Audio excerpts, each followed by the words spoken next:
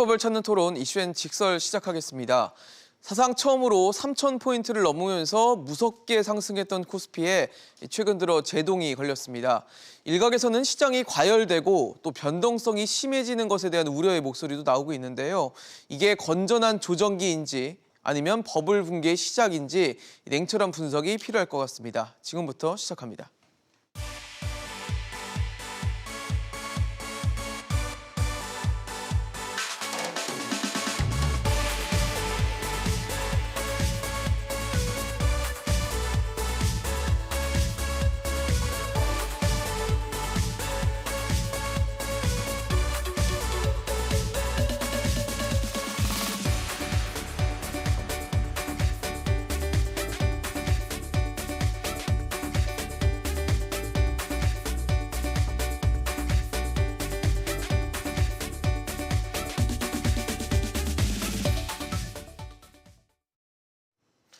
네, 본격적인 토론에 앞서 오늘 함께해 주실 세 분 소개하겠습니다.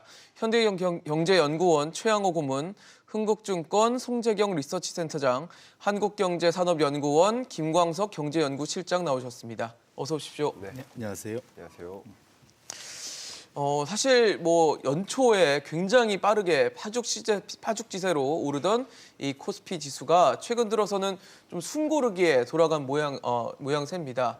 그러니까 3,100선에서 지금 계속 움직이는 모양새인데 3,000선에 안착을 했다라고 봐야 될지 그것도 좀 중요한 포인트가 아닐까 싶거든요. 근데 지금 이제 상승장이라는 건 다 동의를 하지 않습니까? 그래서 상승장에 그러면 동력의 원천이 어디서 나오느냐. 예. 이게 이제 사이클을 결정할 것 같은데요. 두 가지로 보입니다. 첫째 이제 우리가 이제 백신이라든가 경제 회복 기대감 이런 것들이 분명히 있고요. 그렇죠. 그다음에 이제 우리가 굉장히 주목해야 될 게 기술 패러다임이 지금 바뀌고 있거든요. 네. 근데 만약에 이 장세가 첫 번째 얘기했던 경제 회복 기대감이라 그러면 저는 뭐 한 6개월 정도의 그런 앞으로 네. 확장세를 갈 수 있는 부분들이 한 6개월 정도 되고요.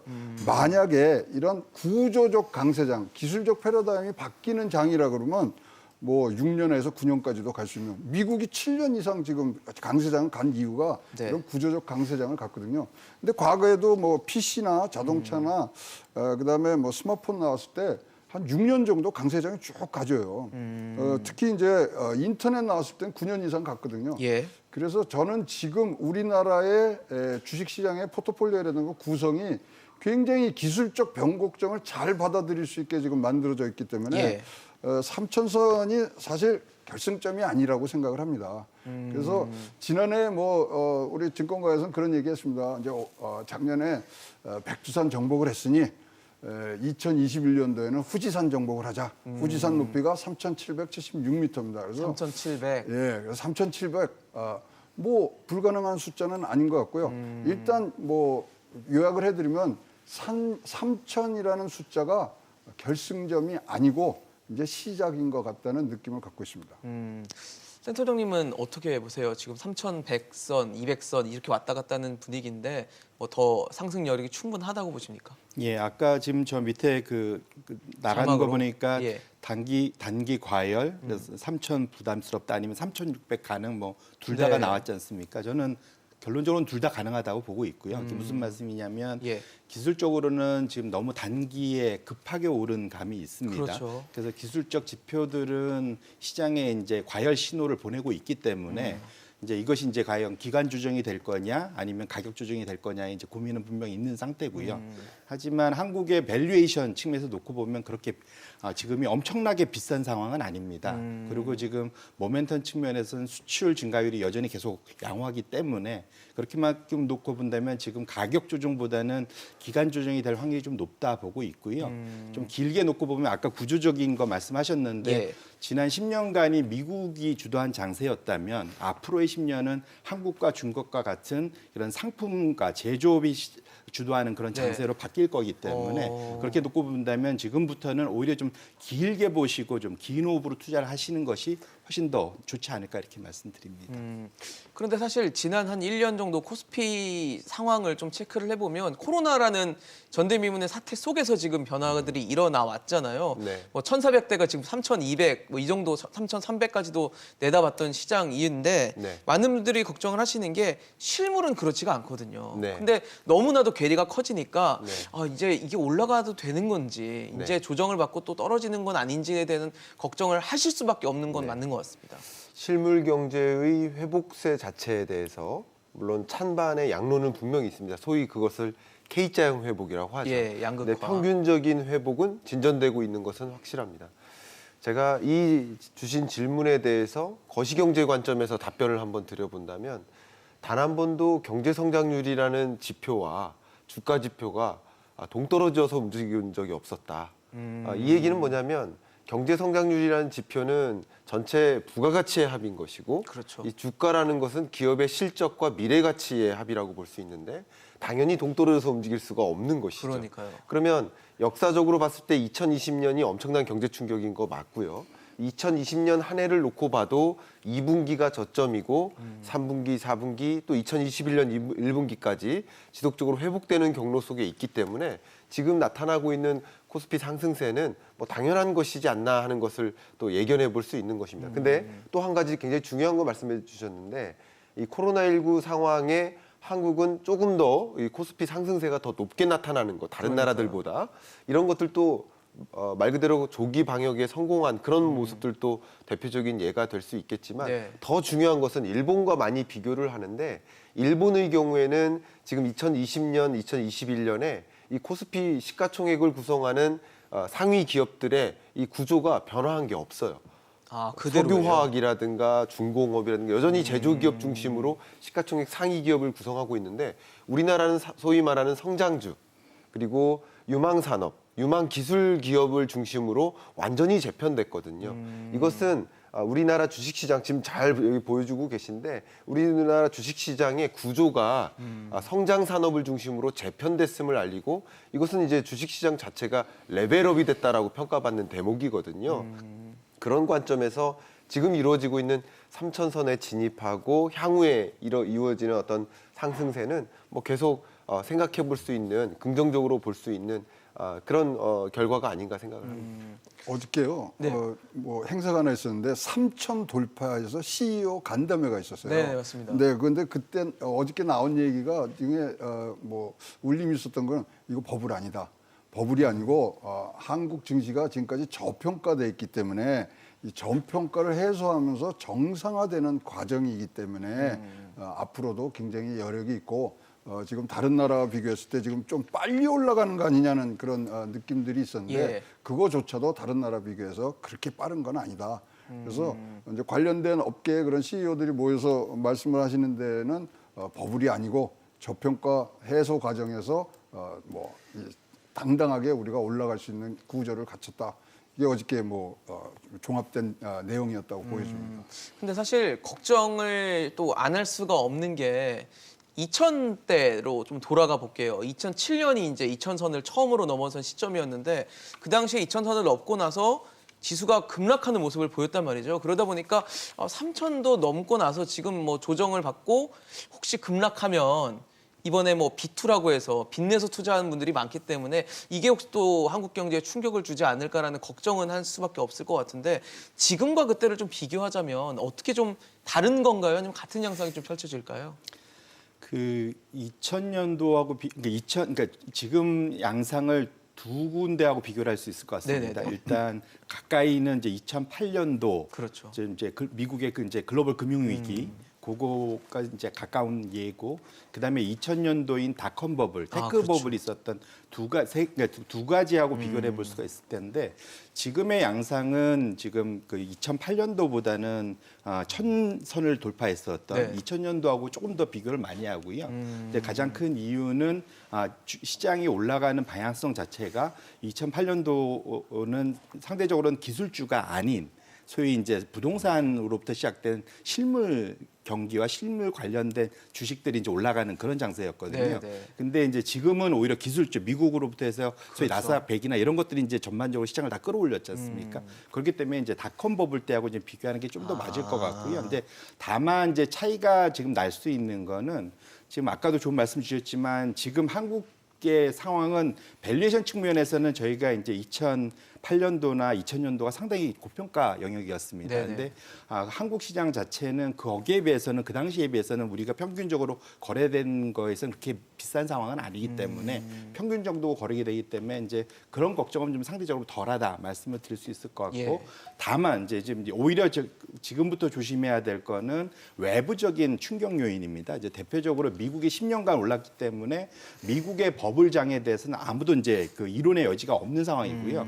지금 대부분의 경고성 발언들이 점점 이제 속도와 강도가 이제 세지고 있습니다. 그래서 예. 결국은 미국의 버블이 언제 터질지에 대해서는 그 사람들의 그러한 그 예상만 다를 뿐이지, 그러니까 다 버블이다라고 이제 다 그 합의를 했거든요. 그렇게 놓고 보신다면 미국의 시장이 조정을 받을 때 한국 시장이 어떻게 반응을 할 거냐가 오히려 이제 하나의 리스크 요인이 될 수 있을 것 네. 같고요. 보통 미국이 조정을 받으면 우리도 조정을 받는 국면이 아무래도 오나요? 안 그랬죠. 이제 전 세계 특히 이제 금융 자산의 60~70%가 미국에 몰려 있고 그렇죠. 미국에서 자금이 동시에 빠져올 때 다른 나라로 바로 넘어가기보다는 일단은 다 현금화하기 때문에 그렇죠. 그러니까 그런 이제 그 단기적인 그런 충격을, 악재, 네. 충격 요인이 있을 수 있기 때문에 그러니까 지금 제가 제일 걱정하는 것은 그러한 이제 외부 외부 충격 요인. 요인 때문에 한국 시장에 조정을 받는 걱정은 분명히 있고요. 다만 네네. 그때가 오히려 보면 한국 시장 입장에서는 저가 매수할 수 있는 기회로 기회다. 활용할 수도 있겠다. 이렇게 말씀을 드립니다.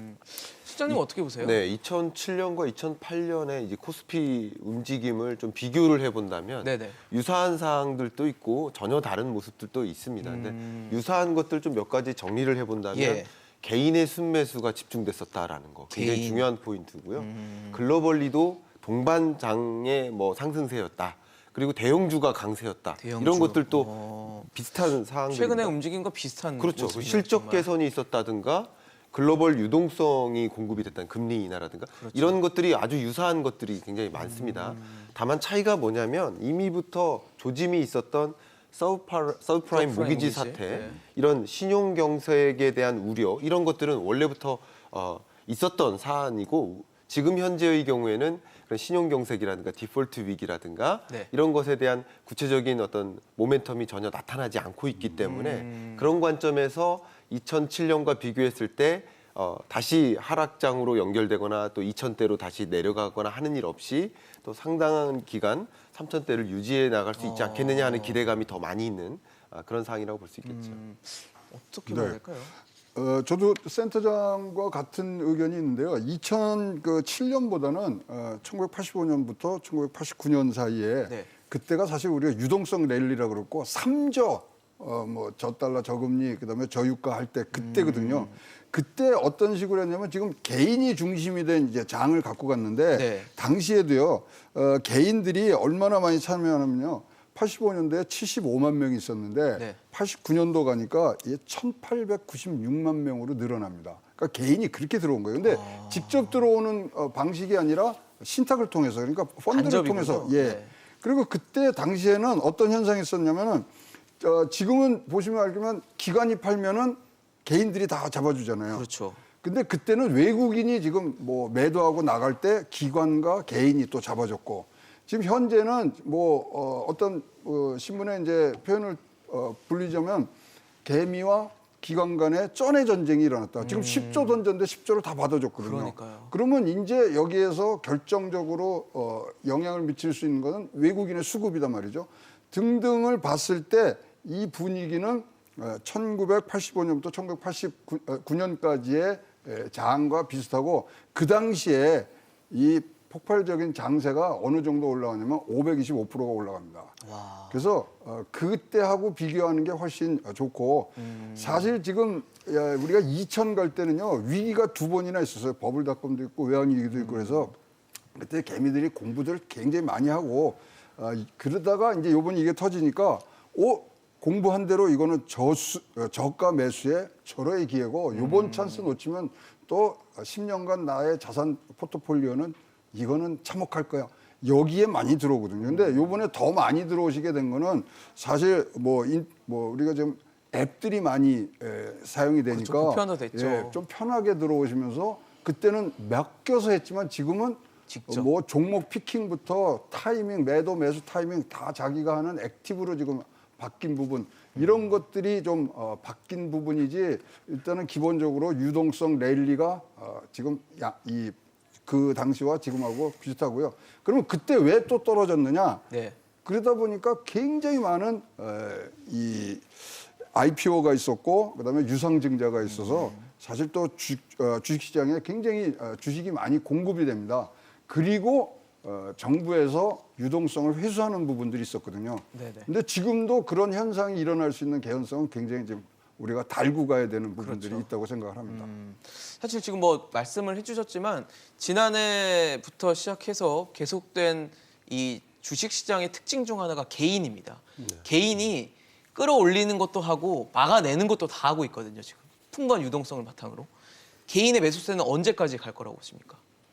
언젠가는 유동성을 걷어들이는 시기가 올 거란 말이죠. 뭐 이제 사실 그건 알 수 없죠. 그렇죠. 일단 그 다음에 이제 시장이 조정이 오면은 겁먹고 이제 다시 걷어들일 수 있을 빼는, 텐데 네. 일단은 이제 돈의 흐름을 보면 이제 한국 뭐 미국 전 세계적으로 중앙은행들이 유동성을 다 풀어놨기 때문에 유동성은 이제 넘쳐납니다. 이제 네네. 이것이 수익률을 쫓아서 이제 소위 수익률을 사냥을 하는 이제 그렇게 표현되는데 지금 이제 전 세계적으로 보면 이제 미국 같은 경우도 이제 주식시장에도 많이 지금 로빈후드라 해서 많이 몰려 있는 네. 상태고 한국도 이전까지는 이제 부동산 쪽에 많이 몰려 있었다면 이제는 여러 가지 그 규제를 통해서 신규로 새로운 이제 그 소위 수익률 상향을 하기 위한 새로운 자산군을 찾다가 발견된 것이 결국은 주식시장이다라고 네. 표현할 수 있을 것 같고요.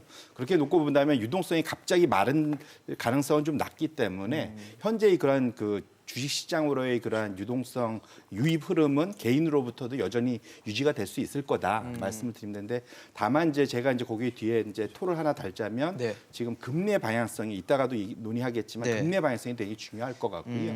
금리가 이제 올라가기 시작하면 사실은 그 자산의 그 대상들이 상당히 다른 모습들을 보일 겁니다. 그래서 그런 측면에서 놓고 보면 앞으로 향후에 이제 어찌 보면 그 자금 흐름의 키는 금리의 방향성, 금리가 얼마나 빨리 높게 올라갈 수 있느냐에 따라서 주식시장으로의 자금 유입 여부가 결정이 될 거다. 속도가 이렇게 말씀드립니다. 네. 금융투자 시장 자체의 구조적 변화가 아닌가 저는 그렇게 들여다보고 있습니다.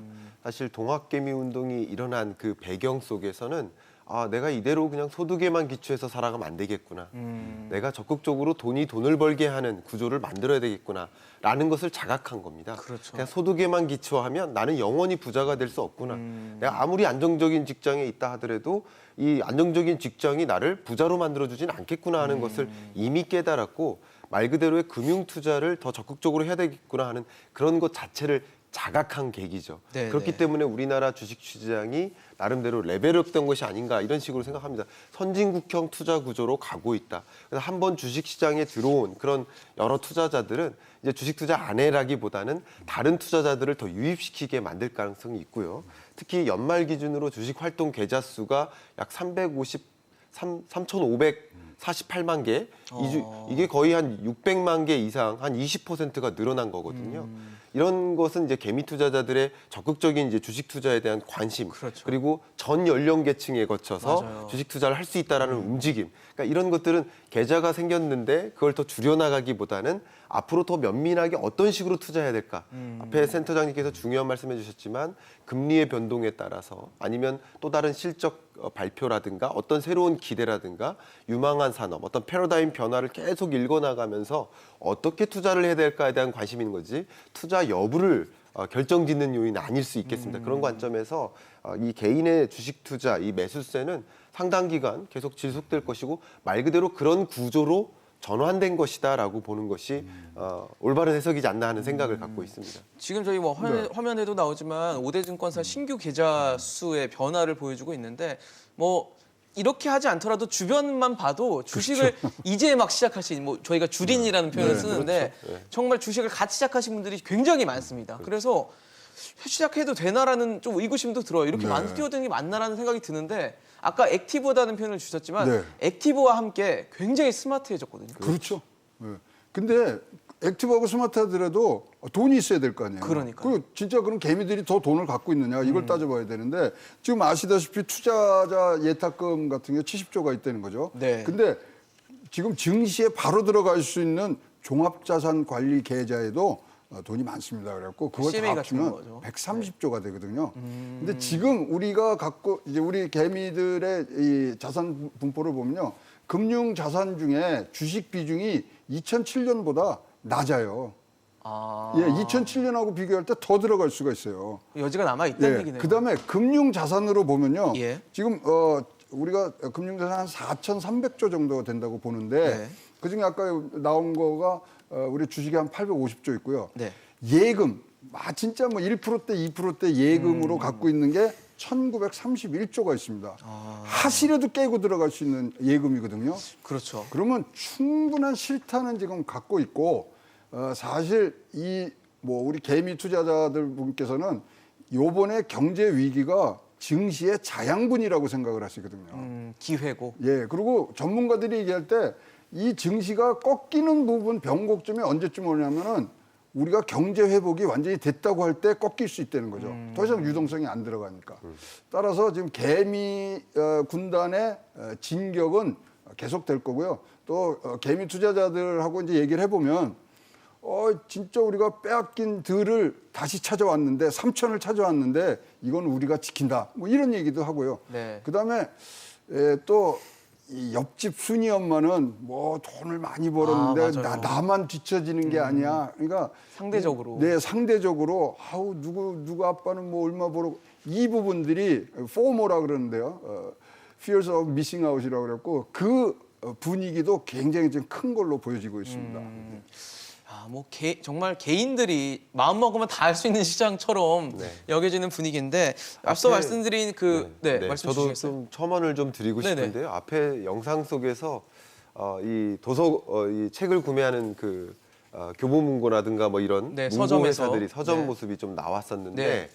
거기에 잠깐 제 책도 잠깐 비쳤었습니다. 네. 이게 무슨 얘기를 하려는 거냐면 이 개인 투자자들이 정말 열심히 공부를 합니다. 스마트해졌다라는 거죠. 맞아요. 그래서 앞으로 경제가 어떻게 전개될까라는 것을 경제 공부를 하기 시작했고 그리고 주식 투자에 대한 관심이 있었고 지금 현재 한번 보시면 상위 랭크되어 있는 책들을 보시면 다 주식 투자라든가 경제 전망이라든가 이런 경제 공부에 관한 책들이 상위 랭크되어 있습니다. 이런 것들이 주식 투자 열풍 속에서 나타나는 스마트해졌다라는 것을 반증해 주는 것이고 2007년만 해도 앞에 그런 말씀들을 해주셨지만 그냥 펀드 열풍이었거든요. 맞아요. 전문가들에게 돈을 맡기는 방식이었는데 2020년, 21년의 동학개미 운동은 자기가 직접 투자하는 겁니다. 직접 투자하는 것이기 때문에 간접 투자 방식이 아니기 때문에 스스로 스마트해져야 되는 상황이 된 것이고요.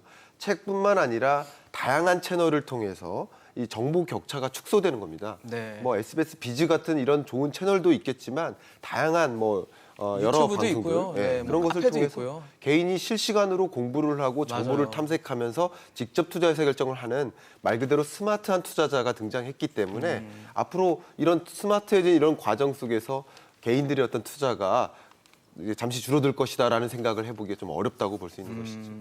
근데 그 스마트한 투자자가 지난 해도 그렇고 지금도 그렇고 노리는 이제 주식 형태들이 보통 코스피 대형주들이 많았어요. 네. 대형주면 사실 목돈이 좀 있어야 되고 많이 들어가기 어려운 주식이라고 판단을 했었는데 최근은 그렇지가 않습니다. 반도체, 뭐 2차 전지, 뭐 최근 또 자동차도 이런 폭발적인 상승세를 보였던 종목들이었는데 이러다 보니까 올해는 지금 이제 상반기 정도 뭐 국한을 한다면 어떤 업종을 좀 유망하게 좀 주시를 해봐야지 좋을지도 센터장님께 여쭤보고 싶거든요. 일단은 그러니까 아까 말씀 주신 대로 이제 그 개인 투자자들이 과거에는 소위 이제 시장이 화랑이 오면은 그 너도 나도 소위 말하는 묻지마 투자의 이제 잡주라고 표현되는 맞아요. 예, 이제 알 수 없는 그런 네. 종목 그런 게 있었어라는 주식이 네네 그런 것들 투자를 보통 많이 하셨었는데 정말 다행스럽게 바뀐 것이 대한민국의 경제와 같이 성장하는 대형주들의 투자를 하게 됐다는 것이 상당히 큰 변화다 이렇게 일단 말씀을 드릴 수 있을 것 그것도 같고요. 스마트의 증거일 것 같아요. 그럼요. 그래서 상당히 그건 되게 그 좋은 신호다. 이제 시장이 상당히 우량해지고 건전해졌다라고 볼 수 있을 것 같고요. 예.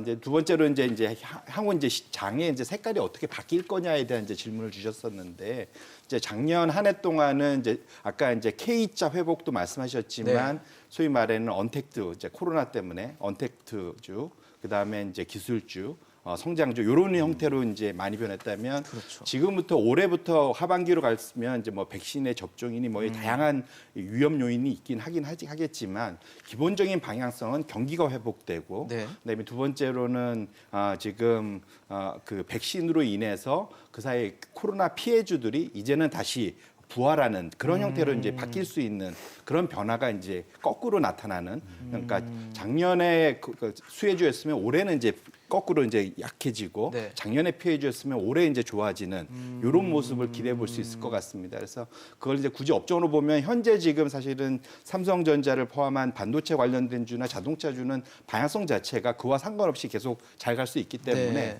그거는 크게 이제 걱정할 수 없을 것 같고 그 전에 이제 작년에 이제 고생했던 업종들 중에서 올해 뭐가 될 거냐 보면 아까 경기가 회복되면 금리가 올라갈 거고 장단기 금리 차가 바뀌게 되면 은행주들이 좋아집니다. 그래서 연말로 갈수록 저는 금융주 특히 은행주에 좀 집중을 해보실 필요가 있겠다. 이건 미국도 마찬가지고요. 네. 그 다음에는 이제 전 시간 때도 좀 얘기가 나오던데 코로나 피해주들이 많았습니다. 네, 뭐 맞아요. 여행주니 뭐 항공주도 그다음에 그렇고요. 항공주, 뭐 네. 화장품이니 뭐 다양한 그런 그 사이에 이제 코로나 피해주로 불렸던 그런 업종들이 되살아날 수 있는 그런 이제 공간이 열린다. 이렇게 놓고 보신다면 작년에 많이 올랐던 종목에서 이제 조금 이제 빠져나오셔서 네. 작년에 고생했던 종목들 중에서 덜 오른 종목들을 충분히 좀 연말까지 보시고 투자하시는 게 맞지 않을까 이렇게 생각합니다. 근데 항공은 사실 지금 정상화될 때까지 좀 시간이 있을 것 같고 그다음에 지금 구조적으로 개편이 되는 것들이 많잖아요. 아시아나항공 같은 경우도 지금 대한항공 인수를 준비하고 있는 상황이기 때문에 항공주도 눈여겨볼 만한 주식이라고 보십니까? 항공주는 이제 개인적으로는 좀 시간이 조금 걸릴 것 같고요. 항공주는 그 사이에 있었던 이슈는 코로나 이제 피해가 거친다라는 그런 포인트로 주가가 움직였다기보다는 지배구조 이슈. 지배구조 때문에. 이제 그게 이제 첫 번째였고 한진 그룹 내의 네네, 한식카를 그렇죠. 중심으로 한 그 이슈하고 그다음에 아시아나하고의 그런 이제 합쳐지는 이슈. 네. 이런 이슈로 사실은 일정 부분 주가에 그런 모멘텀이 있었던 거지. 그러니까 업종 전체가 완전히 되살아난다는 걸로 배팅을 하기에는 아직은 변동성이 조금 있다. 그러니까요. 그러니까 아마 나중에 가장 크게 회복될 수 있는 것도 그 업종이 하겠지만 가장 뒷부분에 회복될 가능성도 여전히 높다. 이렇게 말씀드립니다. 고모님 근데 이제 어떠세요? 저희가 3천을 가보면 다 종목들이 올라간 것 같지 않습니까? 그러니까요. 근데 상승 종목이 533개고요. 하락 종목이 375개예요. 하락하는 것도 있습니다. 굉장히 많군요. 예, 근데 상승 종목도 코스피 지금 뭐 수익률이 한 15.2% 되는데 그 15.2%보다 더 많이 상승하는 종목은 133개밖에 안 되거든요. 그러면 지금 뭐 우리 뭐 개인 투자자들이 대개들 이제 대형주로 가는데 지금 10위권까지의 대형주들을 다 모아놓으면 시총의 절반이 됩니다. 그러니까 지수를 뭐 올려서 쭉 갖고 가는 힘은 지금 상위 대형주에서 대형주들이. 나오니까 거기 많이 들어가고요. 요번에 뭐 저 재미난 자료가 하나 나왔더라고요. 네. 지금 연령별로 이걸 나눠놨는데 네. 가장 수익률이 낮은 데가 어디냐면 20대 남성 투자자들입니다.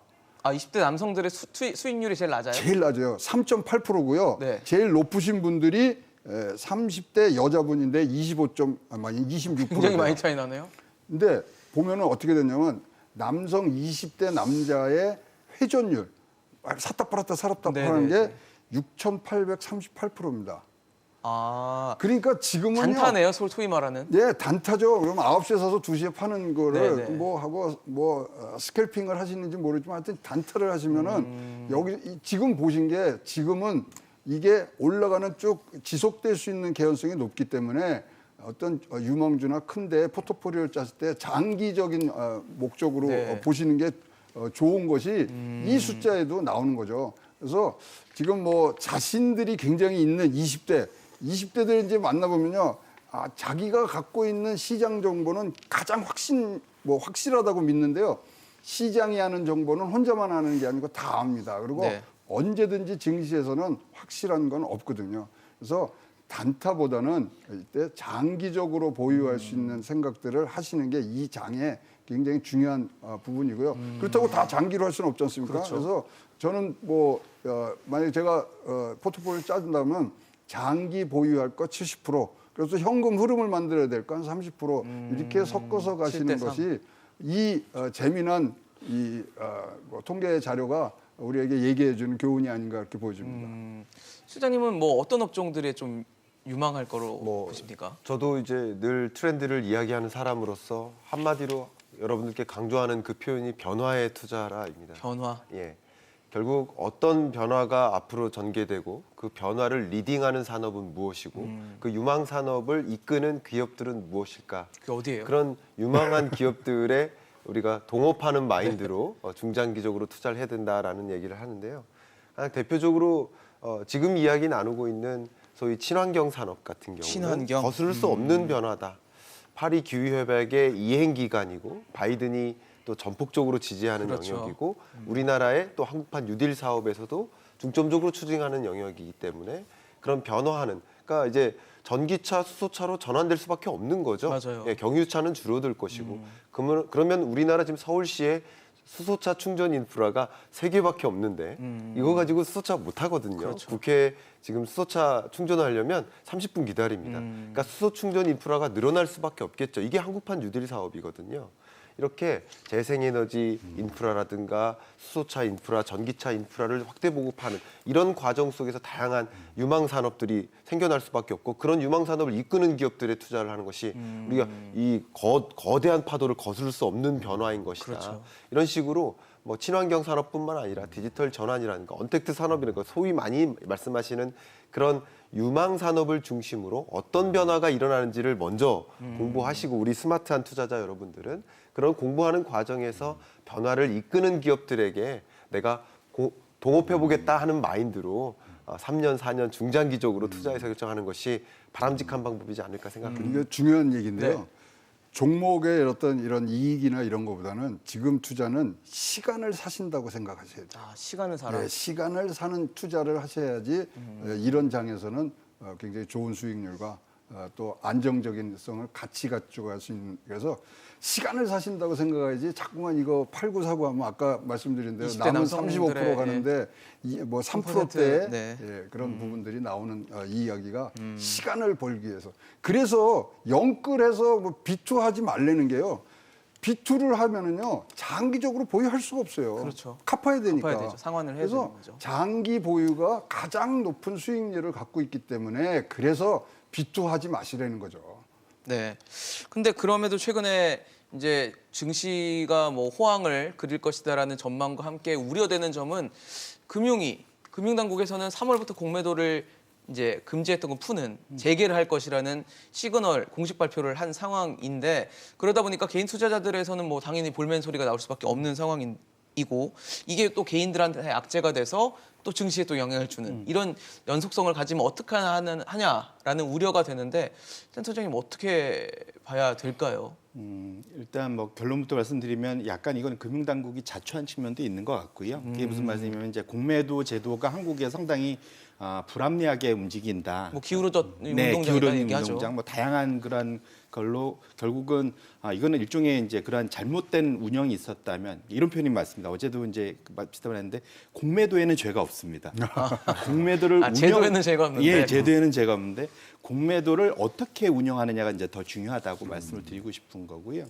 근데 사실은 이제 공매도가 역기능도 있지만 순기능이 있습니다. 역기능이란 게 뭐냐면 대표적으로 한국이 이제 잘 써먹는 게 작년 3월 달에도 사람들의 심리가 너무 안 좋아지니까 네네. 소위 말해 투매가 일어나다 보니까 그걸 이제 금지하는 네. 그런 이제 단기적으로 이제 소위 이제 정신을 되찾을 수 있는 냉정을 찾을 수 있는 시간을 벌어주는 일종의 이제 서킷 브레이크 같은 역할을 사실 해주는 측면들이 가끔씩 있을 수 있기 때문에 이제 그런 걸 활용을 할 수 있고요. 네. 공매도 금지라는 거를.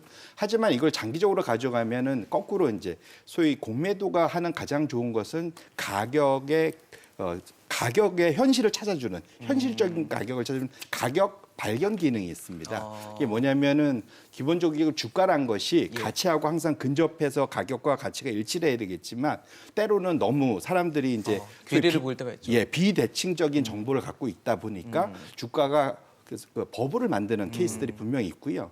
그러면 이거를 내부에서 잡아낼 수 있냐? 내부 감사들이 못 잡아냅니다. 거기서도 월급 받는데요. 그러니까요. 외부 감사 법인들도 거기서 돈 받아갖고 감사하기 때문에 세게 못 잡아냅니다. 이거는 뭐 한 30년간 다 밝혀된 거거든요. 결국 이거를 잡아내는 게 뭐냐면 외부에서 이 공매도 투자를 하면서 돈을 걸고 돈을 벌기 위해서 공매도 투자를 하는 공매도를 기관 걸면. 투자가들이 잘못을 잡아내는 거거든요. 그러니까 사실은 그런 식으로 이제 공매도를 활용해야 된다고 보고 있는 거고요.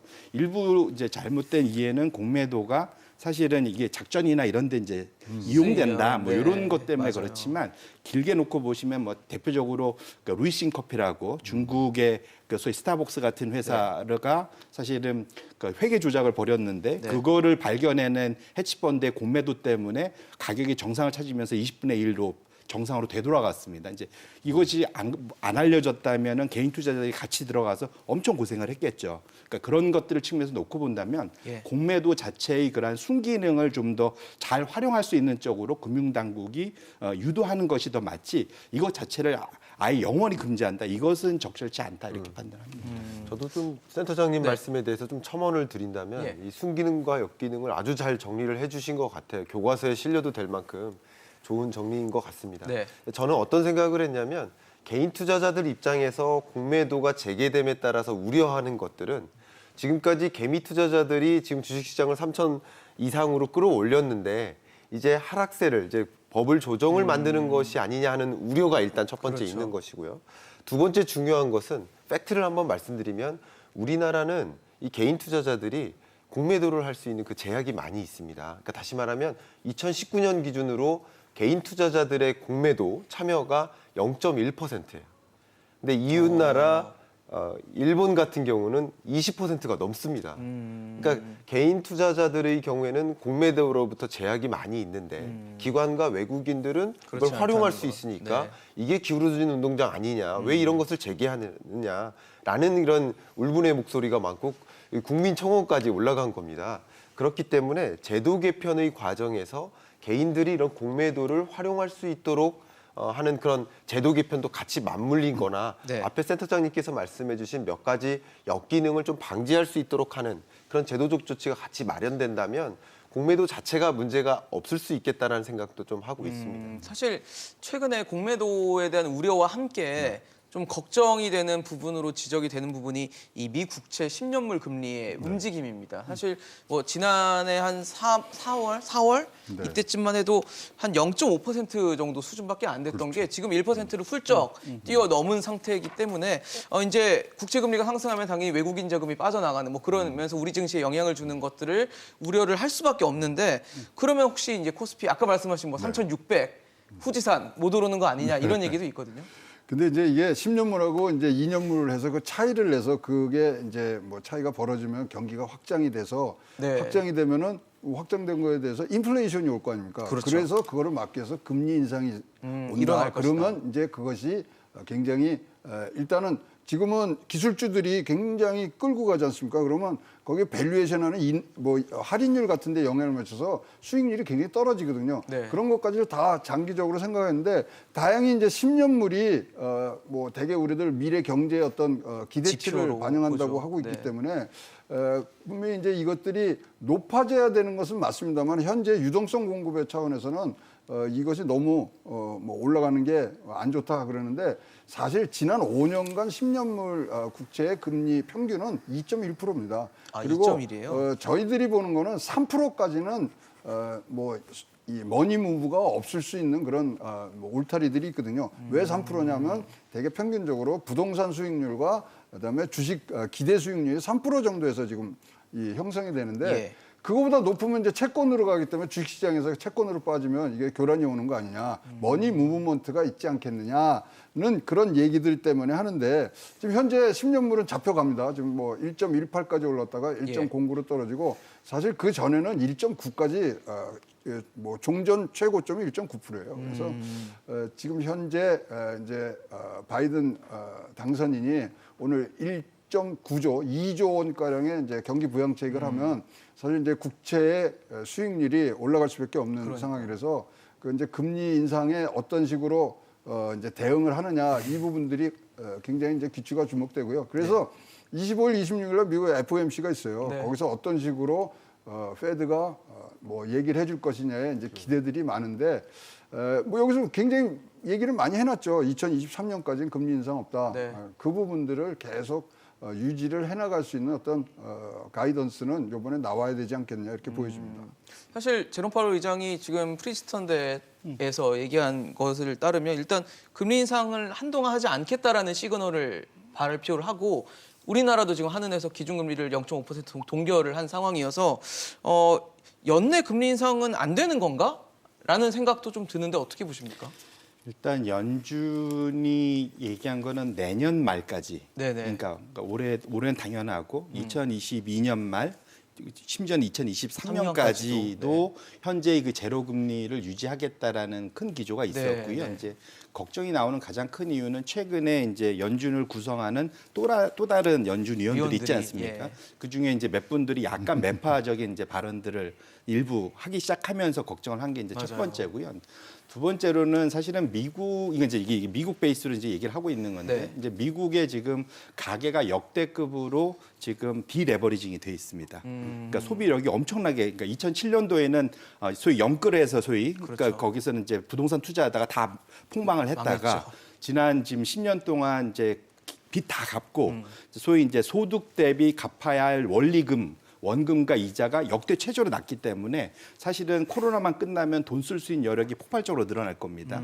그다음에 기업들도 작년에 걱정되다 보니까 좋은 시장 상황을 활용해서 이렇게 현금을 엄청 땡겨놨어요. 네네. 그러니까 유상증자도 많이 하고 그다음에 채권도 많이 발행하고 그러다 보니까 지금 기업의 총 자산에서 현금이 차지하는 비중이 지난 40년에 가장 높습니다. 거의 2배 이상 올라가 있는 정말 상태거든요. 실탄이 많은 상황이네요. 그러니까 결국은 가게도 마찬가지고 기업도 마찬가지고 돈이 많다 보니까 결국은 상황이 경기 회복이 되면 인플레이션이 그렇죠. 발생할 소비가 수밖에 막 없는 일어날 거죠. 거고. 사실은 그걸 반영해서 지금 금리가 이제 걱정스러워서 기대 인플레이션이 올라가고 실질 금리는 아직 마이너스 1%대지만 서서히 지금 명목 금리가 1.1까지 가고 있습니다. 네. 그래서 올해 연말 가면은 대략 한 1.5%, 내년에 한 2% 이상까지 올라갈 거로 예상을 하고 있고요. 이제 이것을 걱정할 것이 아까 말씀 주신 대로 그러면 이게 돈이 다시 미국으로 다 빠져 들어가는 거 아니에요? 금리 올라가기 때문에. 예. 그렇지는 않고요. 왜 그러냐면 사실 그렇게 되면 미국의 채권 가격이 빠지게 됩니다. 금리가 올라가니까 채권 가격이 빠지게 빠지죠. 되겠죠. 예. 그러니까 사실은 이제 매력이 좀 떨어진 거예요. 그래서 이미 작년 10월부터 미국의 채권 ETF에서 돈들이 빠져나오기 시작했습니다. 그다음에 두 번째로는 달러의 방향성이에요. 이렇게 되면 달러. 달러가 올라갈 거냐? 그렇지는 않고요. 왜냐하면 지금 미국이 상황이 너무 좋아서 지금 금리가 올라간다기보다는 돈을 너무 많이 풀어놓고 인플레이션 우려 때문에 올라가는 거고 네네. 이 얘기는 달러가 장기 약세로 가는 그것은 바뀌지가 않습니다. 그러면 지금 미국에 만약에 투자가 돈이 들어간다는 건 채권 위주로 들어갈 텐데 네. 채권의 가격이 빠질 거고 달러로 표시되어 있는데 달러가 약세로 갈 거기 때문에 그런 우려 지금 미국으로 돈이 다시 빠져나갈 흘러가는. 것 때문에 우리가 걱정해야 된다. 그거는 그렇게 동의하지 않는 상황입니다. 마침 또 달러 얘기도까지 해주셔서 달러에 대한 걱정도 뭐 바이든 시대에 약달러 갈 것이라는 얘기는 있지만 과연 네. 어떻게 될지도 좀 중요한 포인트 아닐까 싶거든요. 네, 그렇습니다. 기준금리 인상이나 동결 여부에 따라서도 달러 가치에 좀 변화를 줄 수 있겠고요. 그렇죠. 그러나 앞에 지금 말씀하시는 것들하고 저도 비슷한 생각을 갖고 있는데요. 연내에는 기준금리 인상은 굉장히 불가능하겠다. 다만 지금 연준 위원들이 하는 이야기들은 기준금리 인상이나 얘기가 아니라 이 양적 완화 규모를 이제 축소해 나가야 되지 않느냐. 테이퍼링에 대한 얘기다. 그렇죠. 그것도 테이퍼링 속도도 아주 점진적으로 일어나야 되는 것이 아니냐. 2015년, 그러니까 2008년 글로벌 금융위기 이후 2015년 12월에 들어서 금리를 인상하기 시작했거든요. 네네. 굉장히 긴 시간이 걸렸습니다. 그러니까 코로나19의 경제 충격으로부터 그 이전 수준으로 돌아오기까지는 상당한 시간이 걸리기 때문에 네. 그런 시간까지는 당장 금리를 인상하기는 굉장히 어려운 상황인 거죠. 네. 그 밖에도 바이든의 여러 정책적인 기조나 불확실성 정도, 이 경제적 불확실성이라든가 대외 환경의 불확실성, 이런 불확실성 측면에서 트럼프만큼 이렇게 높은 그런 리스크를 갖고 있지는 않거든요. 그런 관점에서 미국의 달러화가 강하게 전개되기는 굉장히 어렵겠다. 지금과 같이 약달러세가 계속 유지되는 것이 아니냐 하는 것이 가장 대표적인 그런 시각이라고 볼 수 있겠습니다. 근데 이럴 때 이제 제넷 옐런 재무부 장관 내정자가 그렇죠. 같이 이제 손뼉을 쳐줘야 되죠. 그러니까 어떻게 행보를 보일지도 중요할 것 같거든요. 근데 워낙 비둘기파예요. 그리고 제넷 옐런은 우리가 뭐 이제 공부할 때 아담 스미스의 보이지 않는 손 거기에 뭐 그거 굉장히 회의적이신 분이에요. 그래서 적극적인 정부의 개입을 굉장히 찬성하는데 특히 이번에 바이든의 경제팀에 MMT라는 현대 화폐 이론을 아주 전공하신 분들이 몇 분 지금 들어가 계셔요. 그러면 계속 돈을 찍어내겠다는 얘기거든요. 따라서 빠른 속도로 이 금리 인상하는 것도 굉장히 싫어하고 자기 주변에 MMT가 있고 이러면 제넷 옐런 뭐 내정자는 굉장히 완화적인 이런 재정 정책을 쓸 것이고 거기에 맞춰서 제롬 파월은 금리를 안 올리고 갖고 있는 부분. 그래서 환율 부분 약달러는 계속 지속될 수밖에 없고요. 그다음에 지금 아까 모두에 말씀드렸지 지금 우리는 지금 현생 같은 경우는 기관이 팔고 개미가 사줍니다. 네. 그러면 외국인의 수급이 굉장히 중요하기 때문에 네. 가장 지금 투자하시는데 중요한 게 환율이 됐습니다. 그래서 외국인 수급이 어떻게 들어오냐 그래서 일일 3환율을 하셔야 됩니다. 그래서 아침, 점심, 저녁으로 어떻게 체크를 해야 되는군요. 환율이 움직이는가를 보시고 저녁에 또 선물들이 어떻게 움직이시냐 보는 게 사실 굉장히 중요할 수 있는 지표라고도 여러분께 소개드리고 싶습니다. 사실 지금 세 분의 전문가분들이 말씀해 주신 걸 정리를 해보면 저금리는 유지가 될 거고 약달러도 유지가 될 거고 유동성이 풀리는 것도 뭐 당분간은 계속될 수밖에 없는 상황이고 거기다가 뭐 제니 옐런 같은 미국의 이제 지금 이제 주도권을 잡을 행정부의 뭐 생각도 뭐 저금리 기조 쪽으로 갈 수밖에 없는 상황이라고 봤을 때 그러면 뭐 작년 같은 코스피가 급등했던 상황이 올해도 마치 카피앤페이스트 하듯이 그냥 그대로 붙여오는 건가라는 다시 제가 처음에 드렸던 질문으로 다시 돌아갈 수밖에 없을 것 같은데. 네, 아까 거기 지금 말씀 정리해 주셨던 부분에서 이제 한 가지 제가 조금 고쳐야 될 거는 네네. 저금리가 유지는 되지만 네네. 방향성 자체는 우상향이다. 그렇겠죠. 회복되는 상황으로 가겠죠. 네, 염두를 해주셔야 될 것 같고요. 그다음에 전 세계적으로 지금 유동성이 과잉으로 풀려 있는 상태고 지금 코로나 때문에 모든 것이 일시적으로 정지가 돼 있는 상태에서 이것이 이제 정상화. 그러니까 결국은 하반기로 할수록 백신의 효능들이 나타날 거지 않습니까? 나타나겠죠. 이제 많이들 접종을 할 거니까. 그래서 이제 소위 활동들이 정상화되고 나면 풀렸던 유동성들이 이제는 본격적으로 시장에 물가들을 끌어올릴 겁니다. 그래서 인플레이션이나. 인플레이션인데 사실은 지난 짧게는 뭐 10년 동안 지금 정체돼 있었고 길게 놓고 보면 한 30년간 정체가 돼 있었거든요. 근데 지금 이제 소위 그 전 세계적으로 유명한 경제학자들이 가장 그 경고를 주고 있는 것이 1970년대 이전에 60년대 70년대 일어났었던 그러한 그 소위 그 인플레이션 위험성에 대해서 경고를 다시 하죠. 경고들을 하고 예. 있습니다. 그래서 그렇게 놓고 보신다면 지금 당장 제가 뭐 6개월 내에 이런 일이 일어날 거다라고 말씀드리진 않지만 네. 방향성 자체는 순식간 인플레이션이라는 게 제일 어려운 것이 소위 중앙은행들도 관리하기가 되게 어렵거든요. 맞아요. 이거는 왜냐하면 그 많은 주체들이 동시에 움직이는 거기 때문에 그래서 그렇게 놓고 보신다면 그런 것이 장기적으로는 큰 위험이 될 수 있어서 말씀 주신 대로 너무 마음을 턱 놓고 하시면 안 될 거고 금리가 올라간다는 얘기는 레버리지를 일으키신 분들이 상당히 어려움에 처할 리스크를 수가 얻을 있습니다. 수 있죠. 그래서 예. 아까 말씀드린 비투하시는 분들은 절대 하지 않으셨으면 좋겠다. 내 돈 갖고 충분히 이제 여유 있게 장기 투자를 하는 것이 훨씬 더 맞다 이렇게 말씀을 드립니다. 시장님 말씀도 좀 짧게만 예, 듣겠습니다. 한 가지 포인트만 말씀드린다면 네네. 오해하실 수 있기 때문에 네네. 완화적인 통화 정책 그리고 적극적인 재정 정책 정책. 네. 두 가지가 유지된다라는 것은 동일합니다. 네네. 유지되지만 2020년에 있었던 것처럼 확장적으로 재정이 더 많이 투입되거나 금리를 더 많이 인하하는 이런 변화는 없다는 거죠. 그러니까 금리를 인하하는 것과 낮은 금리를 유지하는 것은 차이가 있습니다. 사실 작년에는 우하향 조짐이었다면 그렇죠. 이제는 우상향으로 바뀔 그래서 타이밍이긴 하거든요. 추가적인 변화 없이 유지되는 관점에서 이 경기 부양 정책, 이 통화 정책과 재정 정책 이런 관점에서 주식의 어떤 상승세를 기대하기보다는 그런 악영향은 없겠구나. 인상하면 악영향이 있겠지만 네네. 악영향은 없겠구나. 다만 어떤 산업의 변화가 있을지 이런 것들을 좀 들여다보면서 변화에 투자하는 그런 의사결정을 할 필요가 있지 않을까 이렇게 제언드리고 싶습니다. 네, 총무님 짧게만. 네, 저는 뭐 올해 이제 수출도 잘 될 것이고 제조업도 잘 될 것이어서 2분기 말이나 3분기 초에 분명히 이제 고점이 형성이 될 것 같습니다. 그래서 뭐 조심스럽게 뭐 말씀드린다면 8월달 전후로 우리 고점을 또 한 번 더 뚫을 수 있는 우리가 예상한 것보다 더 네. 따라서 거기까지 길게 네. 진짜 방맹이 길게 잡으시고 굉장히 볼을 기다리시는 선관을 가지셔야 저랑 8월달 여름 휴가를 후지산으로 갈 수 있습니다. 네. 알겠습니다. 뭐 후지산으로 가더라도 뭐 이제 올라가면서 겪어야 할 리스크 요인들이 많기 때문에 그거에 대한 뭐 여러 가지 준비는 분명히 필요한 시점인 것 같습니다. 오늘 최양호 고문, 송재경 센터장, 김광석 실장과 함께했습니다. 고맙습니다. 네, 고맙습니다.